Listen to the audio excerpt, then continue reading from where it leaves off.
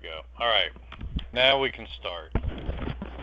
Well, good morning again. We're in class 6 today, and let's go over the homework real quick, and then we'll get into things. So for today, read chapter 4, or I should say for this coming week, read chapter 4, and you see all these Bible passages to read too. Read those. You will need to have read those passages in addition to chapter 4 before you take the open book quiz. It is an open book quiz. And then you also have questions in the back of the chapter to answer. And these you will type in, submit them in the study place. Make sure you've typed your full name and section number at the top of the page. You guys are section 2. And then you see number 3 there. There's a plagiarism video that TPS would like every student to see. If you've already viewed this from another class, you can go ahead and take the poll and say you've seen it. If you haven't seen it, then please watch it. It's short. It's like 10 minutes or so, and then take the poll which says that you saw it. And then the number 4 thing I'll talk about at the end of the class, okay? So any questions on any of that? And again, if any questions on any previous quiz, go ahead and email me and I'll deal with it outside of class. And Ella, it was too bad you were late. We were talking about your dog training, and I showed a picture of dog training gone wrong. My oldest son and his wife. Hopefully I'll remember to bring it. I'll bring it next week. It was pretty cute. Wasn't it, everyone? Anyway, all right. So it doesn't look like there's any questions. Good deal. Let's get started. We're going to be beginning a new topic today.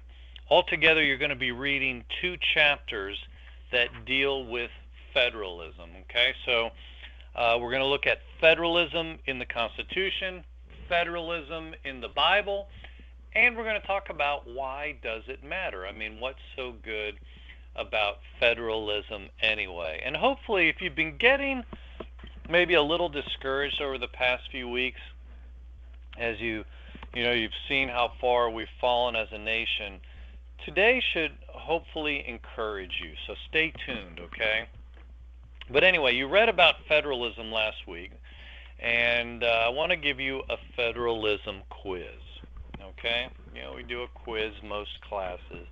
Have you ever seen Sesame Street? Any of you guys watch that growing up? And I'm sure if you've seen more than one episode, you probably came across this song where they do one of these things is not like the other. One of these things is not the same, right? Remember that song? So, and then they show you a bunch of things that are the same, but then one is different. Well, that's the kind of quiz we're going to have today. One of the things that's going to be listed in the answers to the quiz has nothing to do with federalism. Everything else will, but one thing will not. And so you're going to be looking for that one thing, because this is going to be a federalism quiz, okay? I mean, you can just see Ernie telling Bert, hey Bert, tell me about federalism, right? I mean, that would just make a great Sesame Street episode, just all about federalism. Anyway, this quiz is going to be different than the ones we have done previously, because normally I ask you to wait and answer at the same time. This time, however, as soon as you spot the right answer, you're going to type it in and hit enter. Okay, so you're going to answer as quickly as you can. Don't wait to answer with everybody else. This is a speed race, not speed racer, speed race. Okay, so here's the question. You're only going to have to answer with a letter, A through, F, I think? Yeah. But as soon as I bring up the next frame, you're going to hunt for the right answer, type in the letter, and hit enter, okay? The question is, which of the following constitutional provisions do not reflect the concept of federalism. All right? So here we go. I'm going to bring it up, and then you hunt for it and put the answer right away. Hit enter. Here we go. Go. Bum, bum, bum, bum, bum, bum, bum. Bum, bum, bum, bum, bum. Ba-da-da-da. Well, it looks like we got a bunch of E's coming in, and very good. You guys got the right answer. And it looks like Christina, though, was the first to answer correctly. So we have our winner, an electronic congratulations to Christina. By the way, Christina, being our winner, I would like to have you on board to, just to take your victory lap. Actually, I have some questions for you. So let's do a quick sound check. Hey there, how are you, Christina? I'm good. Can you hear me? Sure can. Well, congratulations. You are the winner of today's quiz. Now, we're going to talk about the quiz answer in just a second, but let me ask you just a few review questions about federalism, since you are our federalism expert for the day, having won this quiz. That's Oh dear. what this makes you. Oh, yeah. So what is federalism? What do you remember from your reading? What is federalism? A contract between states?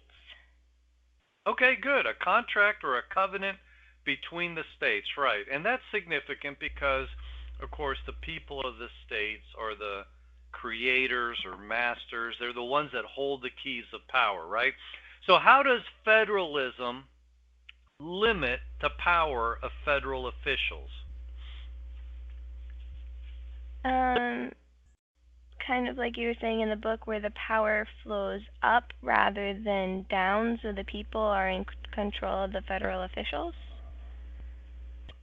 Right. So by power flowing from the people of the states, to officials in Washington, they're not given total power. Their authority is limited. And so the states are the ones who are supposed to do most of the civil functions. Now, that being the case, how has the meaning of federalism changed over the years? I don't remember that part. Well, think of it, you said the power flows up from the states to the federal government. Basically, it's flipped. Now, people look at federalism as flowing down, where the federal government is the one that's in charge. They can do anything they want. And basically, whatever they don't want to do, they can just leave it to the states to do. So it's kind of like the octopus head controlling the tentacles, the octopus head being the federal government, the tentacles being the states. And the federal government can just, if they think something's important enough, they can order them to do it. And so you've got things completely flipped, where now people view the government in Washington as the one that's the most powerful. And so we're going to talk about that today. But just before we wrap this up, Christina, what is why was E the correct answer? Why did it have nothing to do with federalism? Because that the presidential veto is the president's power. It doesn't belong to the states. And being the president's power, it has to do more with which type of check and balance? Not federalism, but what?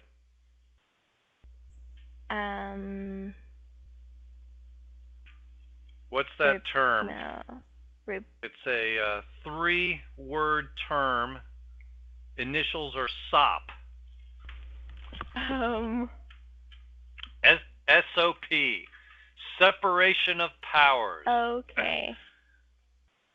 Right? Because that's in essence what's happening is you've got 3 branches of government, and the president is checking the power, checking perhaps any excesses, or at least that's the way it was envisioned, of the legislature. And of course the legislature can do it back as well by overriding a veto. All right, so good job, Christina. Thanks for answering those questions. Any questions on that, on what we've talked about so far? Now, because I want to talk about what's the big theme to this class. The big theme. Anybody here like literature? Any of y'all like literature?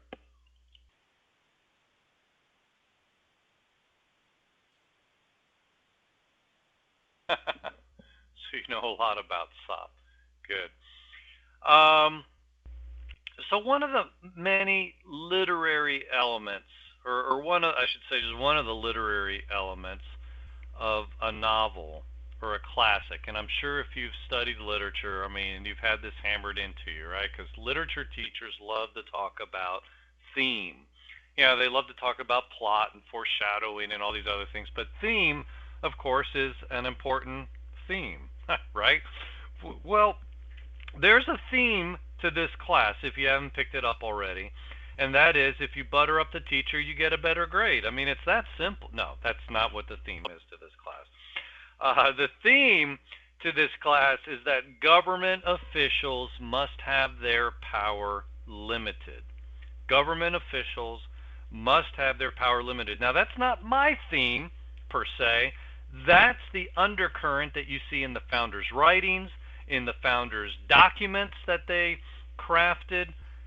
Heck, it's a theme in the Bible, which is why we see it so prevalent in the writings and the what the founders had to say. Let's go to our first speaker, William. William, let's see. Let's do. There's William. Hey, William, how are you? Good. How are you? Good. Can everybody hear me? I'm gonna have you. Yes. Yeah, you sound real good. All right. I'm gonna have you read this. It's two slides long, and then since you know these guys speak in their 18th century English, I'm gonna have you put it into 21st century English for us and explain what this means. So go ahead, take it away. In the compound Republic of America, the power surrendered by the people is first divided between two distinct governments, federalism, and then the portion allotted to each subdivided among distinct and separate departments, separation of powers. Hence, a double security arises to the right of the people. The different governments, state and federal, will control each other at the same time that each will be controlled by itself. All right, great. Now, can you explain for us what this means? I mean, how do the checks and balances work that he's describing? I'm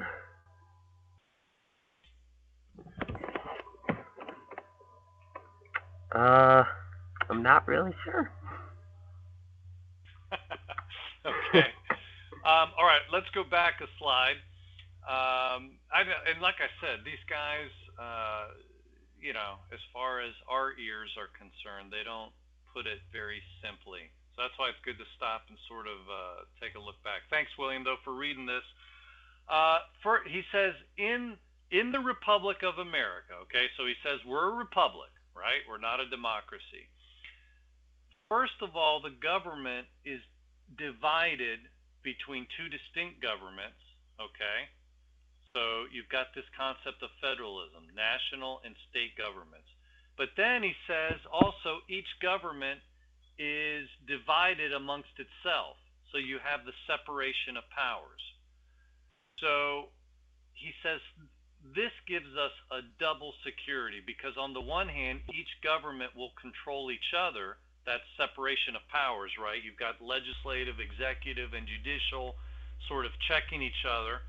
But then you've also got the different governments controlling each other, the state and federal controlling each other. So, you've got governments, or the government is first divided within the government, separation of powers, but then they set up competing governments, federalism. Does that make sense?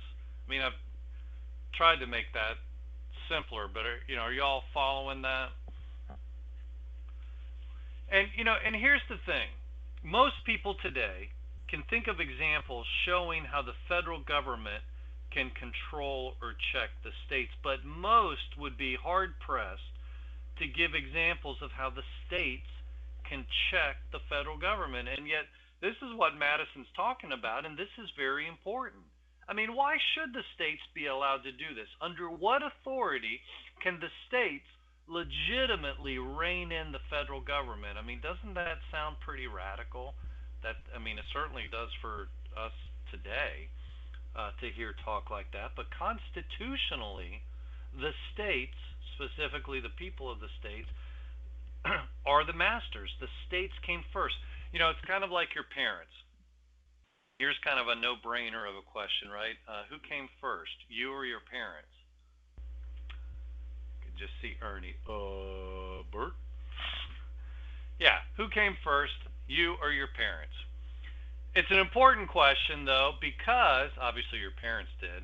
I'll just answer for you since I don't see anybody answering. Maybe you're not clear on that. But who has more authority, you or your parents? And I'm sure you all would love to chime in on this. Well,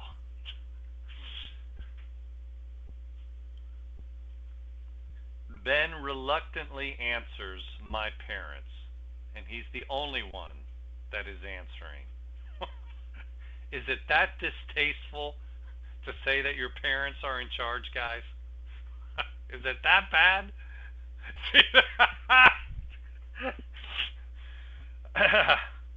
Right, but like I said, this is kind of a no-brainer, right? I mean, if they say be in by 11 p.m., you know, you want to go out, you know, they give you a curfew. I mean, you can't say, at least not legitimately, forget it, chump, right? I mean, they would probably tear up your behind, and rightfully so. I don't care how old you are. Right? But see, here's the principle. Your parents came first. They produced you. They created you. Yeah, I know God had a hand in this too. Okay.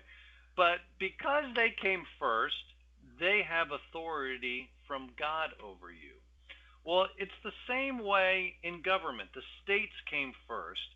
And so, in that sense, they're the quote unquote masters in the areas that have not been delegated to the federal government. So, to get a good hold on this, let's look at some of the principles from a biblical perspective. And we're going to start by looking at some other countries that have had a federal system of government. Can you think of any countries throughout history that have had a federal system of government? Sometimes it's called a confederate system. So either a federal or confederate style of government. Can anybody think of examples?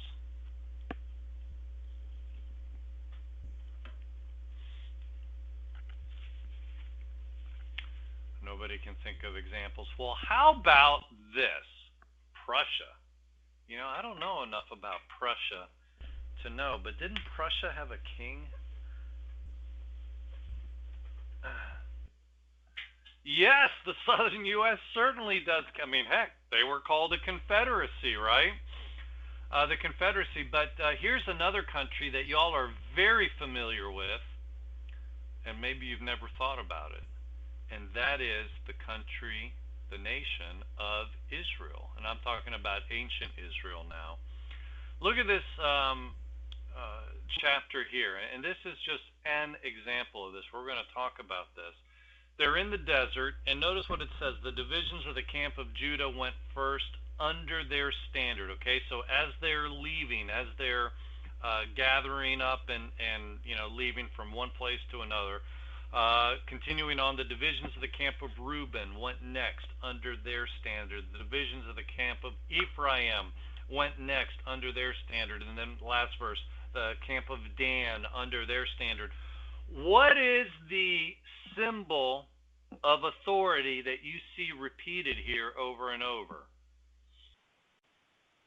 A standard. And what is a standard? What, as they're traveling, what does that mean that they are traveling under a standard? What is that referring to? It's a flag. Very good. Yeah. Now, you know, it's interesting because this, on the one hand, could be very symbolic. And we might be tempted to say, well, that's just symbolic. But actually, it's very important because it is a symbol of authority. And each of these tribes had tremendous authority. They could choose their own leaders. They could tax their citizens. They could declare war and even go to war without the other tribes.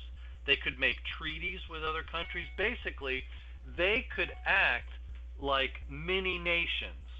I mean, they had a tremendous amount of authority, yet they were united under one federal head. because they were one nation. So let's take a look at an example of this where you see this tremendous authority at play, yet the fact that they were still one nation. Okay? Let's see. 2 Samuel 2, verses 1 through 4. In the course of time, David inquired of the Lord, "Shall I go up to one of the towns of Judah?" He asked. I love how, like David's prayer life, always going to the Lord about stuff. Anyway, the Lord said, "Go up." David asked, "Where shall I go?" "To Hebron," the Lord answered. So David went up there with his 2 wives. Yeah, he was a bigamist. David also took the men who were with him, each with his family, and they settled in Hebron and its towns. Then the men of Judah came to Hebron, and there they anointed David king over the house of Judah. Now I want you to look carefully at this and tell me, where was David king at this point? Where was he king? In Judah. Yes, in other words, in the southern part, right? So at this point, David is king only in Judah. I mean, that would be like Virginia, let's say, electing Hillary Clinton as governor or president, but North or South Carolina electing Donald Trump, or something like that, where you have this split between who is being recognized as the highest human authority. Because that's the situation you had in Israel, because in the rest of the nation, Saul's son Ishbosheth, try to say that fast 10 times, Ishbosheth was king over the rest of the country. So they really did, even though they're one country, they have 2 kings. David is king in Judah, Ishbosheth is king in the rest of the country. See, this is the power and the authority that these tribes had. Each tribe could even choose a different king. Now, a short time later, and a few chapters later, we get to 2 Samuel 5, and we read this. All the tribes of Israel came to David at Hebron and said, "We are your own flesh and blood. In the past, while Saul was king over us, you were the one who led Israel in their military campaigns, and the Lord said to you, 'You will shepherd my people Israel and will become their ruler.' When all the elders of Israel had come to King David at Hebron, the king made a compact with them at Hebron before the Lord, and they anointed David king over Israel." All right, so now at this point in Israel's history, where is David king? Now where is he king?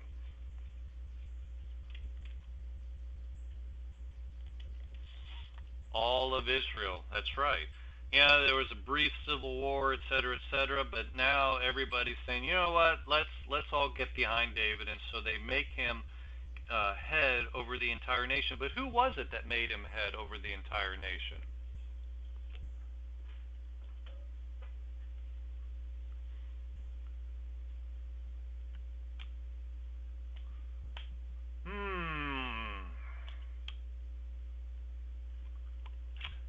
None of the answers are wrong per se, but I'm going to give Clara the gold star because it says all the elders came. So you got to read this carefully. All the elders came to Hebron and made him king. So yes, the elders were representing the people. Yes, God had a hand in it. And by the way, this is a great example of God's sovereignty working together with human decision making.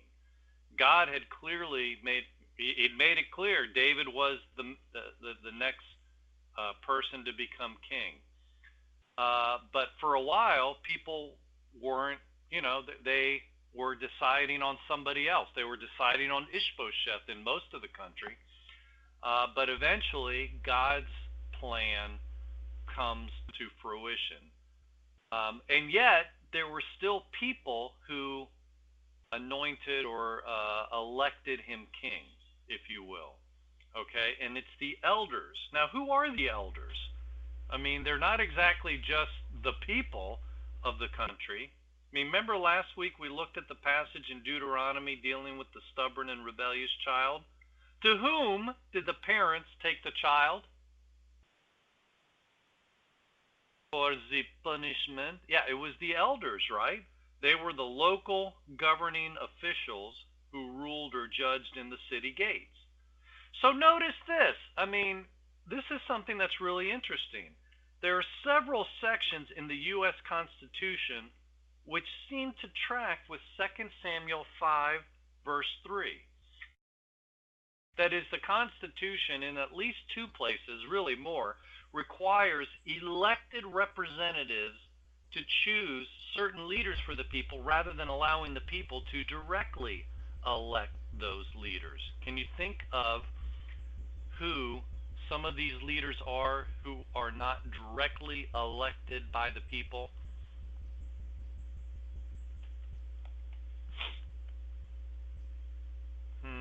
The president and the vice president. Very good. That's right. It's the electors who choose them. You know, they go to this college, the electoral college.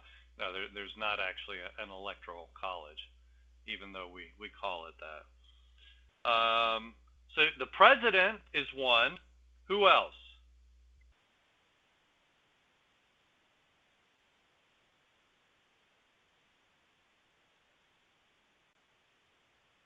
Can't think of any of them. Well, some of this has to do with the president himself. The president nominates judges. Judges are confirmed by senators, and the American people have no say directly in that process. So here are the three that I was thinking of. The president, which you guys got. President chosen by electors. And then you see at the bottom, judges chosen by president and senators. But then also senators. Now, originally, this is not the case anymore, repealed by the 17th Amendment. But senators were originally chosen by the state legislators. By the way, in terms of president being chosen by the electors, this means that there will be times that a president who gets the majority vote of the American people does not become president. Do you know when was the last time that happened? Yeah, George Bush, right? You might say that the Bush victory really gored his opponent. Yeah, who were the other? How many times has this happened, by the way, where the minority candidate, 3 other times, so 4 altogether, right? John Quincy Adams, Rutherford B. Hayes, and Benjamin Harrison. It's interesting, it happened 3 times in the 1800s, never happened in the 1900s. Last time it happened was in 2000. So anyway, why do you think the framers decided to have presidents and senators elected in this manner? And by the way, Grace, if you could have page 35 here in a second ready to go, page 35 in the book, I'm going to have you read it in just a moment. But why do you think the framers chose to do things this way?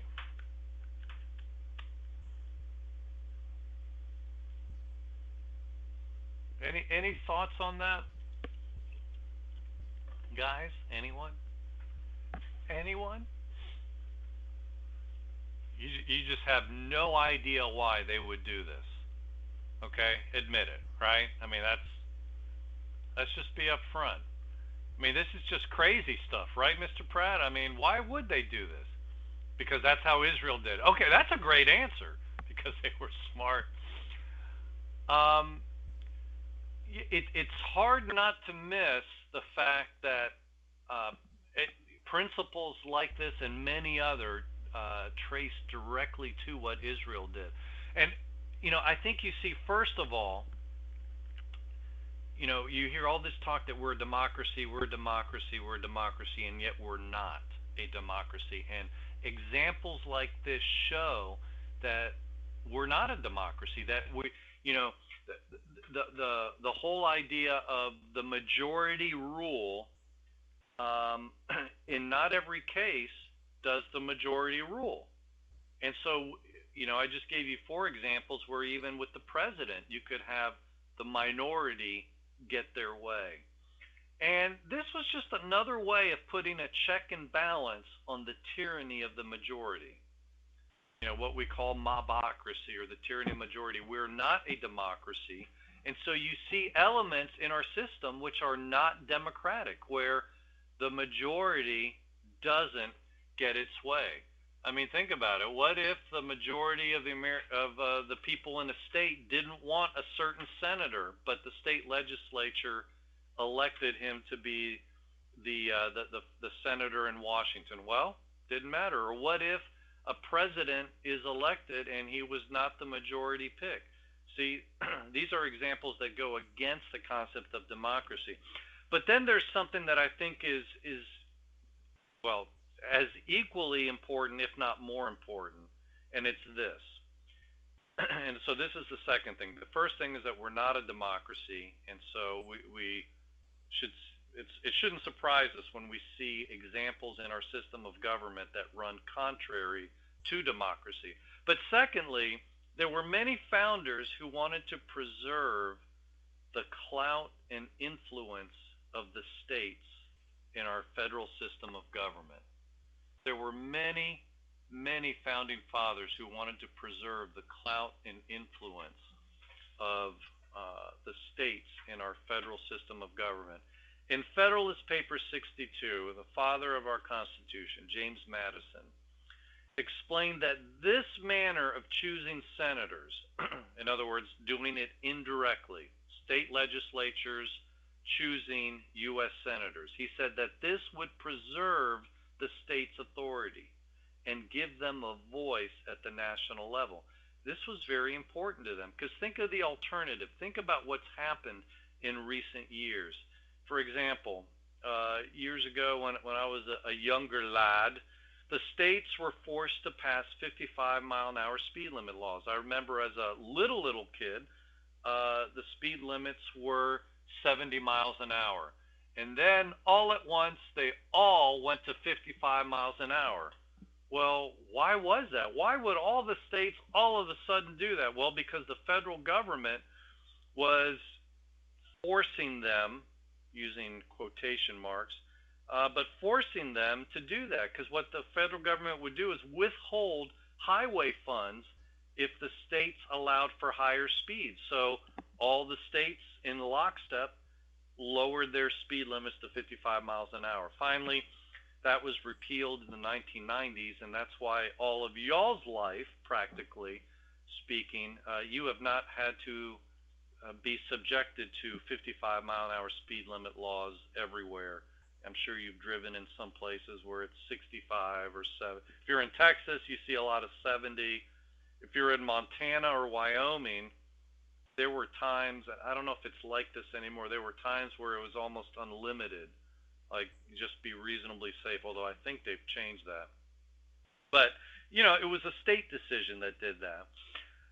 But see, here's the thing. Originally, the states were supposed to be the ones controlling the feds, but now things have changed where the federal government is controlling the states, whether it's speed limit laws, whether it's education. Our education system, the federal government via the Supreme Court has required certain things of the states, like teaching evolution. You have to teach evolution. You cannot teach creation. If you were in a government school, a public school, the teacher would not be allowed to even talk about creation being something like an alternative that, there's some kooky people out there that believe this, right? They wouldn't even be allowed to say that. Of course, I'm one of those kooky people, okay? So, But, and then they've forbidden other things, like the government schools, they cannot pray, they cannot read the Bible. I mean, they've regulated or controlled things even down to the sports programs in colleges, and so you see all these different or controlling the curriculum in the public schools. So you see this this long tentacle from the federal government controlling things that are being done in the states. And so you see why this is so important. I mean, because it's not just education, it's not just speed limits. I mean, it's in a whole gamut of a whole range of things. But this whole principle of federalism was a practical way to help the states keep the federal government from getting out of hand. It was a practical way of letting the states, the masters, exercise their authority. Now, if everybody would turn to page 35, and let's see, let's enable Grace here. Hey, Grace, how you doing? I'm good. How are you? Good. All right, thanks for being willing to read for us. If you would, please read principle number 3 in the box. Okay, cool. Sure. All right, principle number 3 says the people of the several states are the masters over the federal government. They have delegated limited powers to that government, reserving most power for the states and the people. All right, so any questions about this concept in your reading from this week? And this is a question for anybody. Grace, while there may be making comments or not, if you could turn to page 37, because I'm going to have you read one more thing. I'd like for us to be able to read these principles. So the people of the several states are the masters over the federal government. They've delegated limited power. Now let's take a look at an example of that. Grace, if you could look in the middle of the page where it's carrying over to the next page, it starts the powers delegated. This is from James Madison in Federalist Paper 45. Could you please read his statement for us?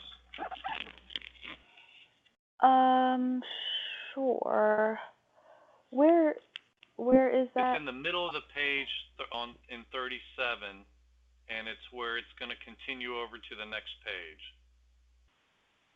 Okay, so it's the man who is known as the father of the Constitution. Right, but you can just pick it up at the quote. Oh, okay. Okay, I see it. The powers delegated by the proposed Constitution to the federal government are few and defined. Those which are to remain in the state governments are numerous and indefinite. So, Grace, what's Madison saying here? Can the federal government do anything it wants? No, they have very limited power. Right, very limited powers, and they're defined, right? So, in other words, they're specified. And yet, what is the situation with the states? Is it the same as the federal government? No, they have numerous and indefinite powers. Numerous and indefinite powers. Okay, great. Thanks so much for helping us out with that, Grace. That was wonderful. Yeah, so this is extremely important. The federal government here, according to our father of the Constitution, they cannot do just anything they want. Now, all of you, if you would, hopefully you've got your books already. Turn to page 219. I want you guys to look at your appendix. No, not your appendix in your body. We're going to look at Appendix A. Appendix A. And notice what it says in Article 1. Article 1, Section 1. All legislative powers herein granted shall be vested in a Congress of the United States. But I want to focus on that word, or two words, herein granted. What does this mean, herein granted? Granted where? In a box with a fox? On a train in the rain? I do not like green eggs and ham. I do not like them, Sam I am. Sorry, did I mention I suffer from ADD? Back to the question. What does this mean? All legislative powers herein granted. Now, Christina says, given to the government by the states. Okay, so you're pointing out who is granting it, and if you go back to the top paragraph, we the people of the United States, in order to, blah, blah, blah. So these are the people who are granting the power, but when it says all legislative powers, herein granted, granted where?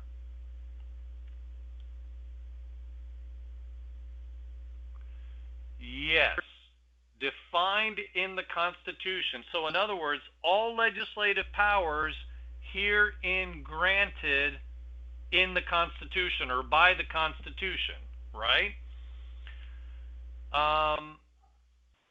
This is really important, something that gets missed by a lot of people, even congressmen, like congressmen who say, yeah, we do a lot of things that's not in the Constitution. Because this right here says that all the legislative power Congress has is granted here in the Constitution.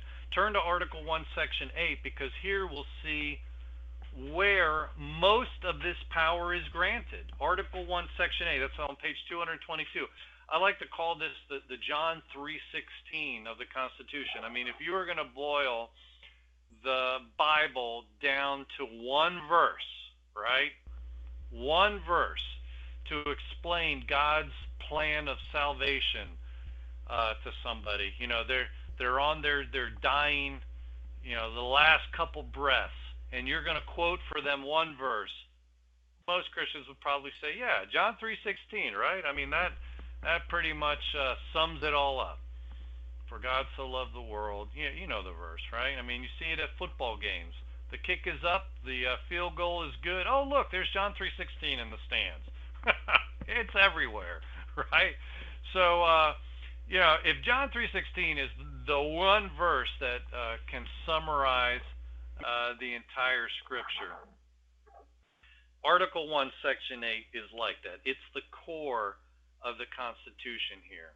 And so I want you to look at the specific things that are written in Article 1, Section 8. How many powers are listed for the federal government? What do you see? How many powers are listed for the federal government?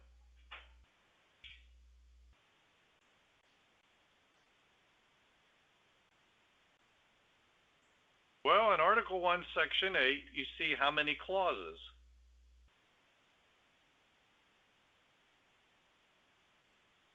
18. And the last one is just simply saying they can do whatever needs to be done that's necessary and proper for doing any of the previous 17.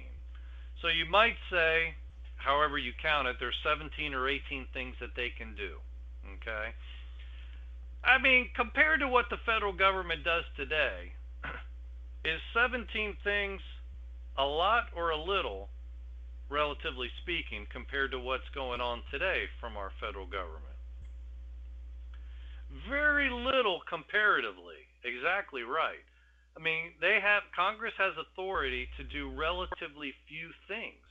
Of course, today, Congress thinks it can do almost anything. It thinks it can spend money to do anything, to ban anything. I mean, speaking of bans, look at this. You see the bad bulb on the right? Bad bulb, I'm putting that in quotes. That's the Thomas Edison light bulb that's been banned by Congress. By ban, I mean phased out gradually. The good bulb there on the left, the good bulb, got to put that in quotes, because the good bulb is filled with mercury, right? I mean, if, you know, it's kind of like in Monsters, Inc., you know, when the hazmat team comes out and, you know, keeps tackling people in the middle of the, you know, every time. I mean, that's pretty much, if that good bulb, quote unquote, falls and breaks, I mean, you need the equivalent of a hazmat team to come to your house. I mean, when you read what all you need to do in cleaning up the mess, it also suggests opening up the doors and windows for several hours to let the mercury, you know, dissipate. I mean, you pray to God that it doesn't happen in the middle of winter up in New Hampshire or something, you know? I mean, how are you going to open up the doors and windows for several hours? So thank you. This is our federal government telling us what is good for us, right? So, but this isn't the only thing. I mean, Congress has also done other things like spend money for bailing out banks and car companies, spending money for funding green energy, you know, like windmills and, you know, other fake power plants with billions of taxpayers' dollars. They've tried to ban other things like banning guns. We've talked about that. As you look at Article 1, Section 8, do you see anything in there that justifies any of the bans or spending that I just mentioned? Right? Or how about taking over healthcare, the healthcare industry? Obamacare affects almost 20% of the U.S. economy. It is huge in scope. Anything in Article 1, Section 8 that would justify Congress taking over the healthcare industry with its hundreds and hundreds of rules, regulations, fines, things like that. I mean, it's just not there. In fact, the congressman from South Carolina, Clyburn, told us, yeah, that's not there, and there's a lot of things that aren't there, but we're doing them anyway, right? How about Boy, this one's controversial, huh? The banning of the eating of horse meat. I mean, do you believe Congress did that? I mean, look at how juicy that horse looks. I mean, Actually, I guess it's a delicacy in some places in the world. They like eating horses. I mean, I don't know if that would be my thing. I'm fine with cows. But in some places, they won't touch the cow because, that could be Uncle Harry. But look, is there anything in Article 1, Section 8 to justify such a ban? I mean, I don't care if, you may think this is a great idea to ban it. Is there any authority in Article 1, Section 8 to justify such a ban? By the way, not everybody in the Congress voted for it. Some of them voted nay. Nay, right? Others said, why brand yourself as being a naysayer? Yes, just an endless bit of humor there. Why do we make all these puns? Because we have to. All right, I'll stop taking you for a ride here. Oh, there we go again. Oh dear is right. Oh dear. Oh, see, now if you had spelled that D-E-E-R, that would have been a nice little pun, Ben. I would have accepted that in the pun range. But I guess right now we better stop horsing around. Yeah, and let's get back to the main point. Isn't this government class? No, this is your worst nightmare. Mare, oh my goodness, it just doesn't stop. Some of you just don't think I'm stable.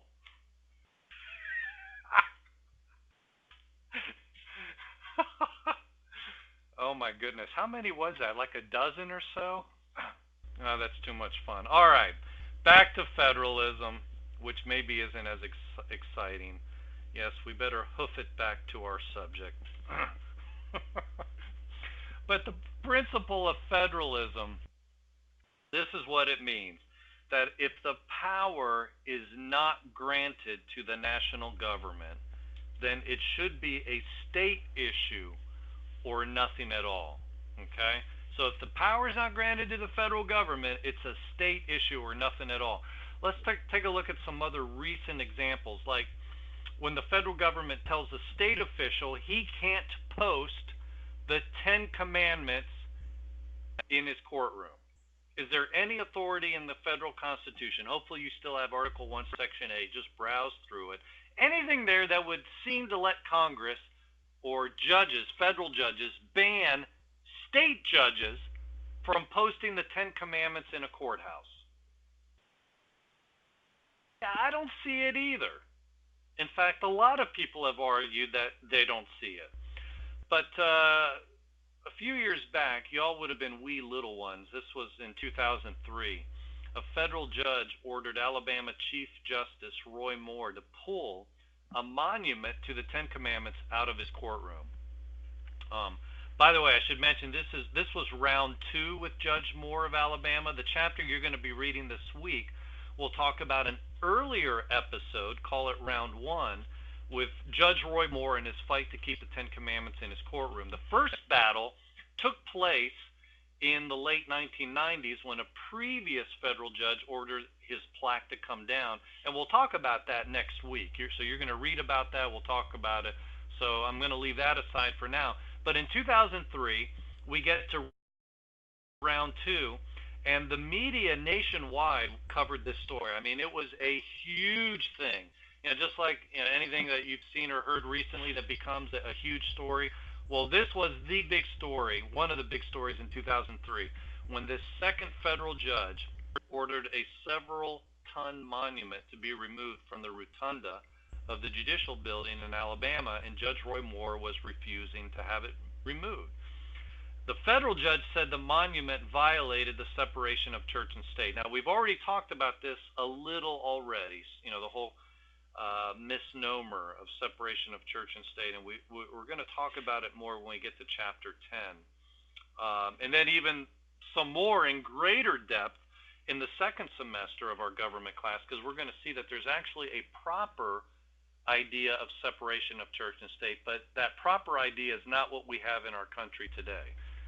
So anyway, we kind of start building that when we get to chapter 10, and then we'll look at it even greater depth in the second semester. But I want you to see what Judge Roy Moore had to say about this controversy, because what he says is really, really good, and I'm going to need Adrian's help to read this. So let's get Adrian to join us. Hey, Adrian, how you doing? Hey, I'm good. All right. So now I remember you saying you didn't want to try the Southern twang, right? The Southern talk. Is that correct? I have no Southern twang, so that's not going to happen. No Southern twang. Okay. Well, the only reason I mention it is because I'm going to have you be reading the Judge Roy Moore part. And he, of course, is from Alabama, so he has quite a thick accent, but that's okay. We'll still get the point. So I'm going to be Time Magazine. I'm going to be interviewing you. You're going to be filling in for Judge Roy Moore and just reading the answers to the questions. So here we go. You ready for that, Adrian? Yep. All right, awesome. So, Judge Roy Moore, what do you say to those who say that you're this demagogue? You are an embarrassment to the legal profession. Don't you love these loaded questions? You're someone who's out to impose religion on people or that doesn't understand the separation of church and state. What do you say? Separation of church and state does not forbid the acknowledgement of God. The word wall of separation between church and state came from Thomas Jefferson, who also wrote the preamble to the Declaration of Independence. What Jefferson said was that it was God the Creator who gave us our our rights. Government was there to secure them for us, and if it didn't, it should be abolished. Do you separate God and government? I say not. I think Jefferson intimately connected God and government because it was those rights that God gave us that government was to secure for us. We've changed the First Amendment into a sword to take our life rights from us instead of a shield to protect them for us. Well, Judge Roy Moore, a lot of people don't see it that way, talking about God and government the way you see it. Why do you see it this way, Judge Moore? A lot of people have been deceived by false representation of separation of church and state, saying it forbids an acknowledgement of God. Indeed, the very words separation of church and state do not say separation of God and government. The very separation of church and state exists because God ordained both the state and the church and gave them different roles and functions. But Judge Moore, you've become a Ten Commandments freak. How did the Ten Commandments become such a force in your life? My understanding of Scripture and law in the last 11 years and the understanding of the Constitution of the United States in its formation have convinced me that the laws of nature and nature's God were the foundation not only for the Declaration of Independence, which is stated therein, but for the Constitution of the United States. In 1952, William O. Douglas said in a majority opinion, "We are a religious people whose institutions presuppose a supreme being." Now, in 1952, we have the United States Supreme Court saying that our institutions presuppose a supreme being. And in 2002, we have a federal court that says you can't even recognize that there is one. Okay, so this is going to be my last question, but I'm going to ask you, why is that? Why has there been this change? Because judges have departed from constitutional interpretation and have gone to their own feelings. We are no longer under a constitution. We are under a government of individuals who, for the time being, have the power to declare what the Constitution is according to their own views of what they think it ought to mean. That's what this judge did in this case. He did it in violation of the 10th Amendment, he did it in violation of the First Amendment, and he issued an unlawful order when he commanded that we could not recognize God under the Alabama Constitution. All right, great job. Thank you so much, Adrian. That was very well done. All right, so there you have Judge Moore answering questions to Time Magazine. I think doing a good job, actually talking about a lot of the things that we've been talking about in this class. But you see, Judge Moore understands authority. Judge Moore understands federalism. Judge Moore understands the rule of law. And a lot of the other things we've been talking about, how God has given different jurisdictions, how the proper and improper view of separation of church and state. But anyway, he also mentioned the 10th Amendment. And this is a very, very important amendment. Let me bring up the 10th Amendment for you. There we go. The 10th Amendment says the powers not delegated to the United States by the Constitution nor prohibited by it to the states are reserved to the states respectively or to the people. Now, do you understand what that's saying? Because this is really important. Understand what the 10th Amendment is saying there. The powers not delegated to the United States basically are reserved to the states or to the people, unless that power has been prohibited to the states. So, in other words, the principle of federalism means that if a particular power is not granted to the national government, then it's either a state issue or it's an issue that doesn't belong to the states at all. And so here's the point. Exactly, James. Well put, James. Yeah. So if regulating monuments in state buildings is not one of the powers given to the Congress, then they can't do it. They're not allowed to regulate that. Listen to what Roy Moore's attorney, and yes, even though he's a Supreme Court judge in Alabama, he had an attorney, spokesman, and this is what he said on Fox News in 2003. The problem with federal judges today is they've elevated themselves above the Constitution. They make their opinions superior to the Constitution. They don't read the text of the Constitution. Notice that. Remember how we talked about how lawyers don't read the Constitution? Well, this one's pointing out even judges don't read the Constitution, right? He says that as a matter of fact, they reject arguments that are based upon the constitutional text. Yet it says in the Constitution, Article 6, this Constitution is the supreme law of the land and not a court opinion. Okay? So that's well put. Now, the interviewer who's interviewing him on Fox News asks him a question which I'm sure he thought was the gotcha question. Oh, I've got him now. I'm sure this interviewer's thinking, because he's not going to have an answer for this. And I'd like to see how you guys think you would answer this question. Let's say if you were Roy Moore's spokesman, okay? So the question was, well, Judge Moore is disobeying this federal court. If he's going to do that, what would he say to a criminal that is convicted in Moore's court but says he doesn't want to obey Judge Moore's order to go to prison? You see what he's doing. It's the old hypocrisy thing. Judge Roy Moore is not obeying the federal court, so what would a criminal in Moore's court, what would he say to a criminal in Moore's court that says, well, I don't want to obey your order? Hey, Judge Moore, you're not obeying a federal order, so why should I obey your orders? You see the dilemma there, or is it a dilemma? How would you answer that? Is that a gotcha question? Does it show his hypocrisy, or is the questioner missing something? What do you think?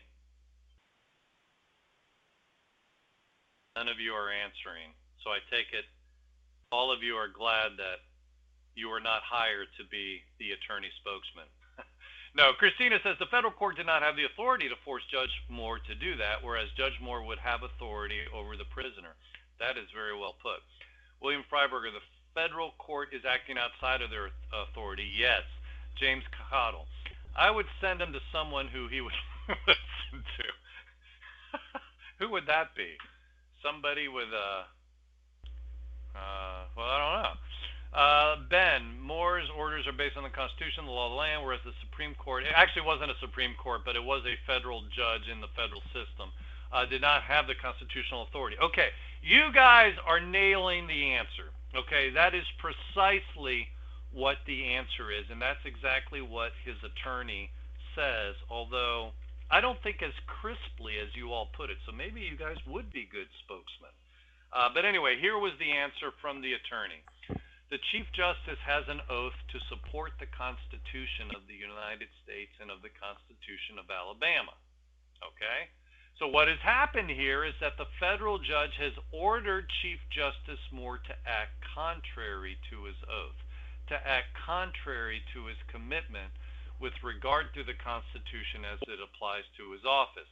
That's an entirely different issue with regard to an individual who doesn't have an oath with regard to the Constitution. In other words, the criminal. Okay, that's what he's talking about now. The individual or criminal who doesn't have an oath with regard to the Constitution.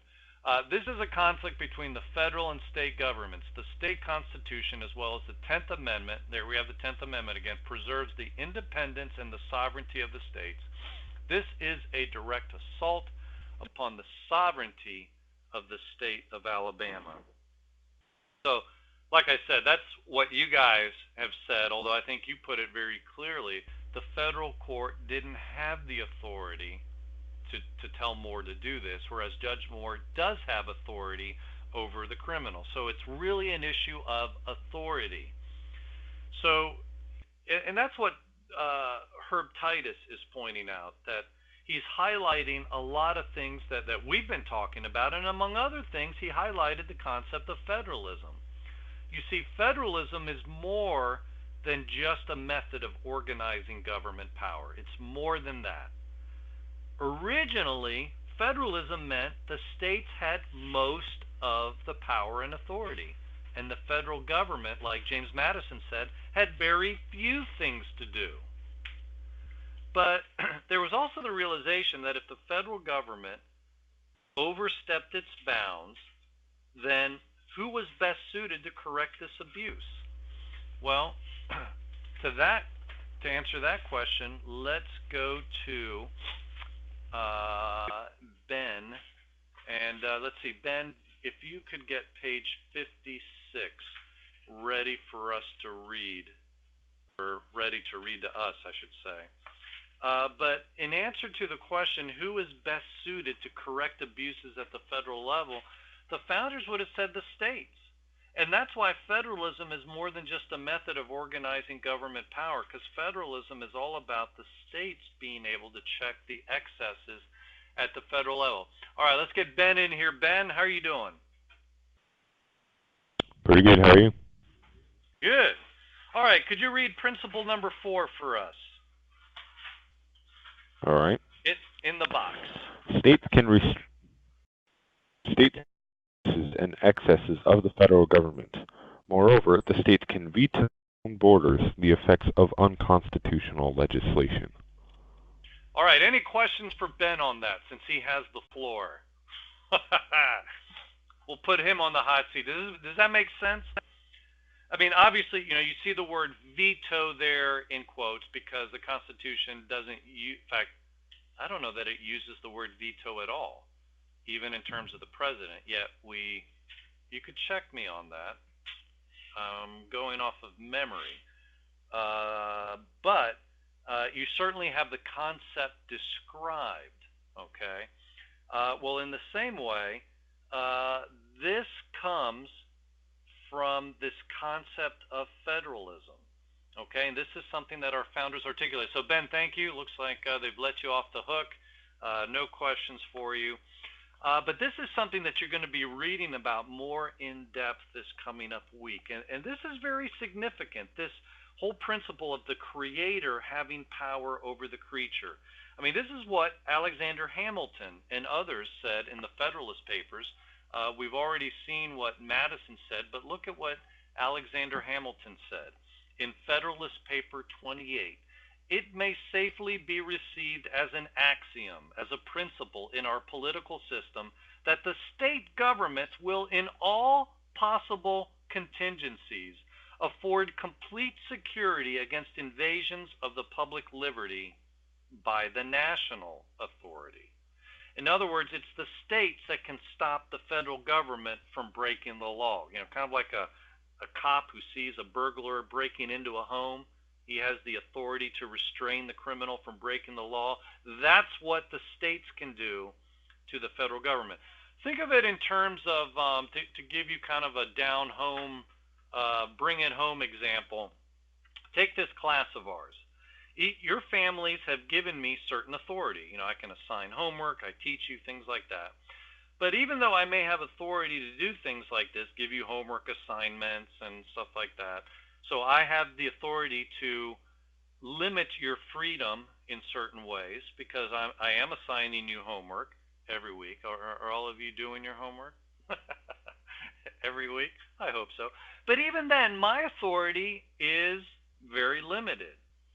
So that means, though, even if you're acting in a reckless manner, or let me put it this way, if you were acting in a reckless manner, you're not getting your work done, you're staying up late, you're sleeping late into the morning, into the early afternoon, you're not eating well, who ultimately, if you're acting recklessly, can tell you when to go to bed, when to wake up, when to study, when to eat? I mean, I know normally you guys determine most of that as teenagers. You're learning to become more independent, but yet still you're at home. So ultimately, who can rein you in if you're acting in a reckless manner? It's the parents, right?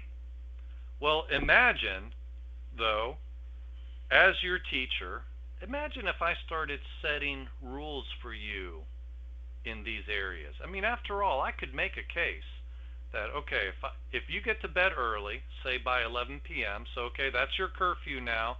As your government teacher, I'm imposing a curfew of 11 p.m. I want you up by 6:30, have your devotions, eat breakfast, and then the first subject, yeah, that would be weird, right? First subject I want you to do is government. I mean, you could make a case. I could make a case that your grades would improve if I started giving you these strict rules, right? However, in all my years of asking this question, I actually did have one student say, well, my parents would probably appreciate it if you did that, Mr. Pratt. But he was the only one. Everybody else said, if you started doing that, Mr. Pratt, what do you think your parents would do if I started requiring all those things of you? What do you think would be your response, your parents' response? Beyond saying that would be weird, don't you think some of them might say, Ella's parents would be like, all right, we're getting a little outside help. Ben's parents too. You guys are a funny lot. Yeah, I've had most kids say, no, yeah, Mr. Pratt, my parents would probably pull a Donald Trump, you know, like The Apprentice, and say, you're fired. You know, you have limited authority. You have no authority. Yeah, just ignore me, right? Yeah, because I don't have the authority to issue those kind of rules. I have very limited authority. If I were to start stepping outside of my authority, you guys would either be ignoring it, you moved to Alaska, you'd be ignoring it, or you would say you're fired, right? Because the parents have more authority than I do. Well, parents in this example are like the states. I'm, you might say, like the federal government, right? Like Congress, the president, or the Supreme Court.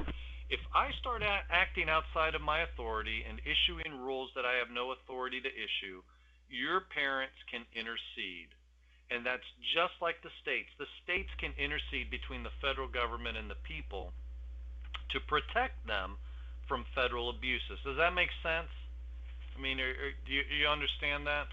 You know, so the issue of authority is very important. Now, next week and in your homework, we're going to be talking about examples where the rubber meets the road. You're going to see why federalism is so important.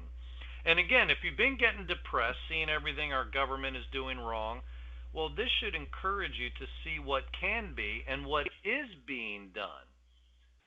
There's some exciting things going on. Now, I want to go to the videotape on Virginia. So hopefully you have that loaded. If some of you came in late, there's the video to plug in. So plug it into your browser. Now, it's going to be brief. Start it at the beginning and stop it at 1 minute and 58 seconds, and then tell me you're done. It's kind of a bad recording because it was, I think, somebody videotaping like it off the TV.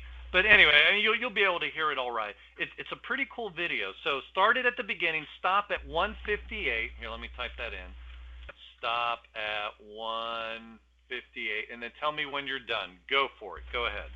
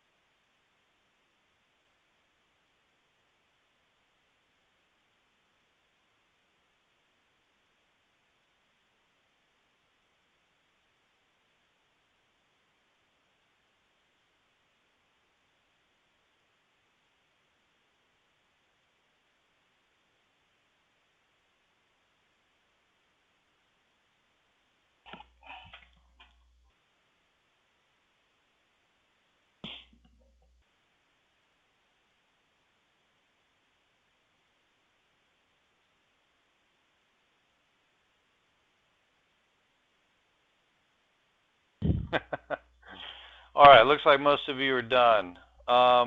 Pretty cool stuff, right? This is law in Virginia right now. Virginia has interposed itself to protect Virginians who don't want to comply with Obamacare. Now, sadly, because of the current, hold off on moving to Virginia because our current governor supports Obamacare, he's not going to enforce that law. So we're kind of in a hiatus moment right now. Yeah, moves back to Indiana, right.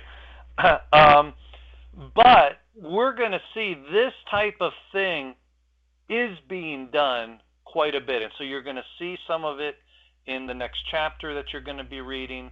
And then we're going to be talking about more examples next week. But this is something that's really important, something that kids really aren't taught anymore. It seems like collectively we're starting to forget our history, but this is material you should definitely remember, especially if you ever run for office. Anybody here have aspirations of running for office one day? No way, huh? Nope. Negative. Nada. Well, even if you don't, it's good stuff to know, to pass on to others. Most likely, you guys will meet somebody who's running for office someday because they tend to go door to door, knocking, asking for your vote. So, or you may work on a campaign, or you may, even in having conversations with people. This is just important principles to remember, to know our history. And so we're going to be talking about this week. And so as you read, your book, pay close attention to the Alien and Sedition Acts, okay, and see how the states responded.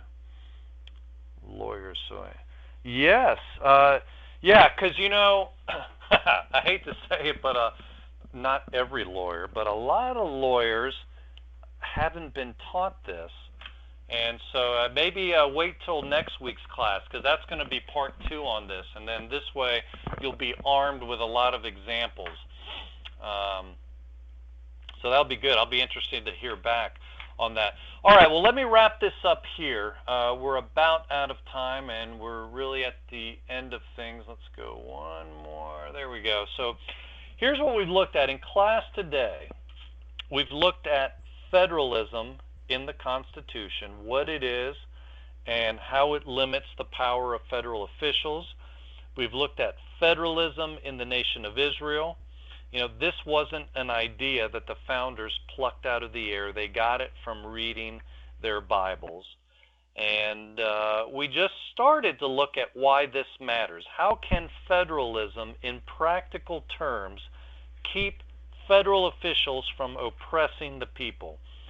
Just like your parents could keep me from getting out of hand, so our states have the power to keep the federal government from getting out of hand. And so we'll talk about this more next week. And then next week we'll also, we didn't really pick it up today, but next week we'll finish our discussion on July 4th. And the question was, what we did in 1776 the right thing to do? But it was necessary to lay all this as a foundation before we could get to that and finish that discussion.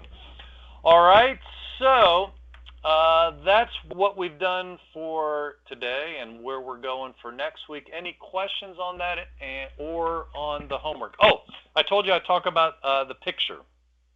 The picture. Every year I give, in one class coming up, I give you all the opportunity to quote-unquote meet your classmates. And so I have somebody who puts together a like a PowerPoint presentation, just showing everybody's picture. So basically I need 2 things. One is for all of you to be willing to send either 1 or 2 pictures, your favorite pictures, you or with your family, or doing your favorite instrument or sport, or whatever. No more than 1 or 2 pictures. And the second thing I need is somebody to be the volunteer to have the pictures sent to you. Maybe this is some type of, you enjoy doing this, you could put it together so that in a couple of weeks we could, could have you show it to the class. And so what do you say? Anybody up for doing that?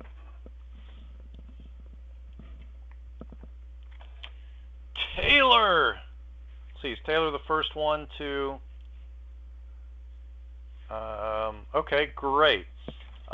Taylor, you don't mind? Do you mind giving everybody your email address so they can send it to you? Taylor Zimmerman at sbcglobal.net. All right, thank you so much, Taylor. And then, now that I have my volunteer, the other shoe to drop is that, Taylor, you get a couple of extra points on a quiz for your extra efforts. I mean, I know it's not a whole lot that makes or breaks a grade, but it's a little thank you and reward for putting in the extra effort. So what book is the review questions in? In the textbook, Jeremiah.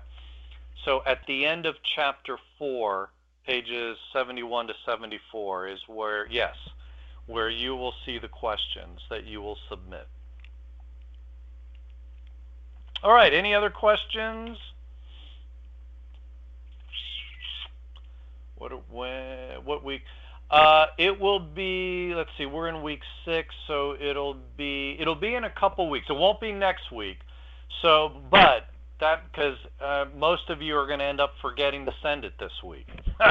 So that's why I can't do it next week. So Taylor, you'll just be collecting them this week, but if you guys would please, in fact, if you do it in the next 10 minutes, that would be great. Just get it out of the way find a good picture.